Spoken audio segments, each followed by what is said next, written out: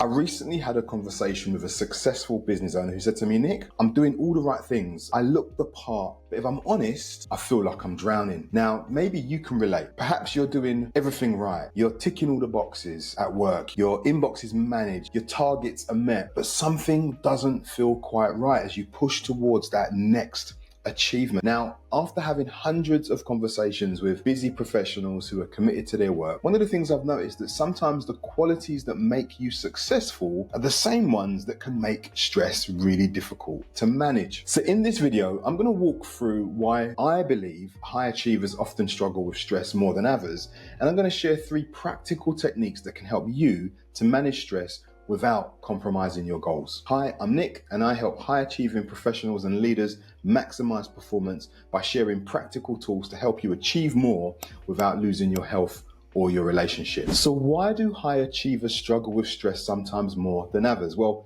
here are 3 reasons I believe this might be the case. First, high achievers have a high tolerance to discomfort. As a leader or high achieving professional, you've probably trained yourself to push through discomfort. Now just think about it. When faced with a challenge, whether a professional project or a personal crisis, I'd assume that you don't stop at the first sign of difficulty. From what I've seen from those I work with who are high achievers and busy professionals, my guess is that you just keep going. You remain focused, you persevere, you dig in. And that's something you've probably done for a long time. You've probably just gotten used to it. But while this might help you achieve your goals, it also has a downside. It can result in you ignoring the red flags that are screaming out, slow down. And ignoring the warning signs is dangerous because it can lead to issues with your health, relationships, and your work performance. You may have actually ignored that persistent headache that you've had for days, the tension in your shoulders or that knot in your stomach that just won't go away. But the longer you fail to notice or ignore these signs,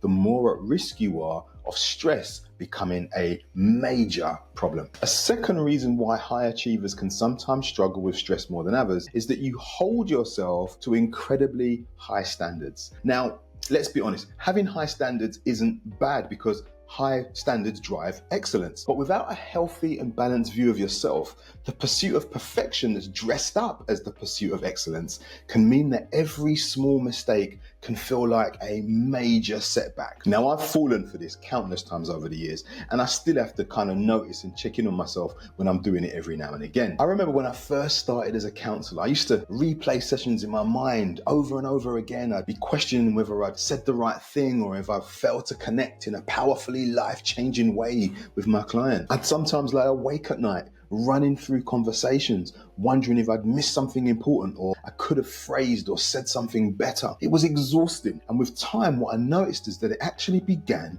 to negatively affect my ability to just be present. I wonder, have you experienced something similar? Occasions where your drive to meet the perfect standard has led to more stress and even burnout. If you resonate with this, I believe you'll get real value from my free stress relief cheat sheet. It's a 5-step guide to help high achievers, leaders, and busy professionals like you to manage stress better.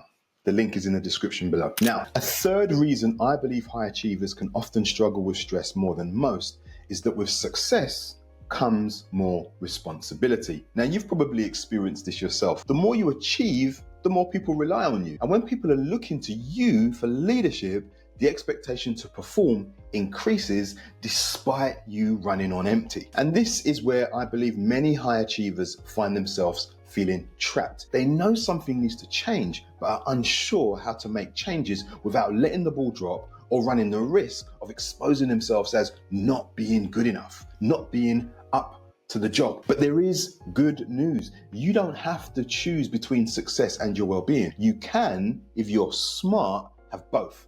And here are 3 techniques that can help you go about doing that. The first technique is to create a non-negotiable window in your diary. But here's the thing, it's not for another meeting or deadline. It's specifically for stress management. Now, I learned this the hard way when I realized that I was scheduling time for everything and everyone except myself. I'd run from one meeting to the next without taking a break. I'd take calls or respond to emails outside of work hours. I even failed to book regular health checks because I was too busy. Scheduling time for stress management is necessary to maintaining your most important asset, you. So during this time you schedule for stress management, I want you to try this. Write down 3 things that are currently causing you stress. Not the whole list, because there might be quite a few things, but just 3.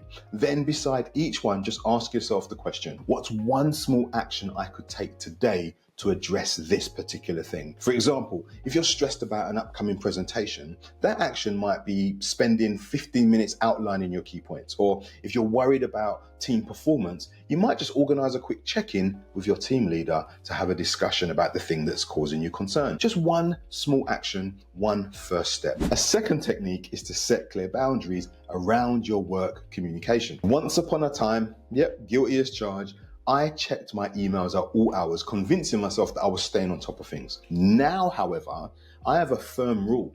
No work emails outside of working hours. Now, this hasn't just reduced my stress levels, I think it's also improved the quality of my work. And I believe this is because I now sleep better, which helps me to feel more focused during my working hours. It also means I'm not carrying things that I shouldn't be carrying when really I should be resting and relaxing. The third technique is to listen to what your stress is telling you. In other words, instead of always pushing through the discomfort, pause and ask, what is this stress trying to tell me? I remember working with a senior manager called Kevin, not his real name, but he kept getting stomach aches before important meetings, these board meetings. Now at first he tried to power through with antacids and just sheer willpower. But when we started to explore what the stress might be trying to communicate to him, what he realized was that he was underprepared and needed to restructure his approach to the meetings. So once he started scheduling preparation time, guess what happened? His stomach aches disappeared. Just like Kevin, your stress might be signaling a need for better delegation, clearer priorities, more rest, or simply just more organization. And this is why it's important to listen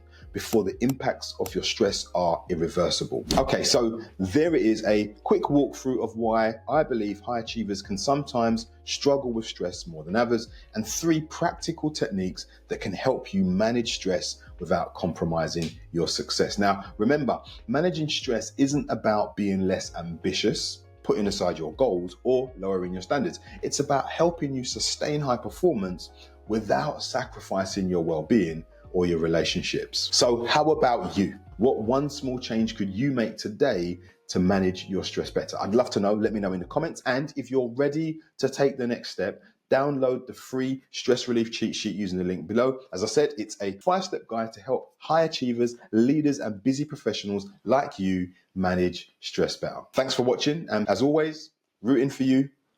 Be well. First, high achievers have a high tolerance to discomfort. To discomfort or to discomfort?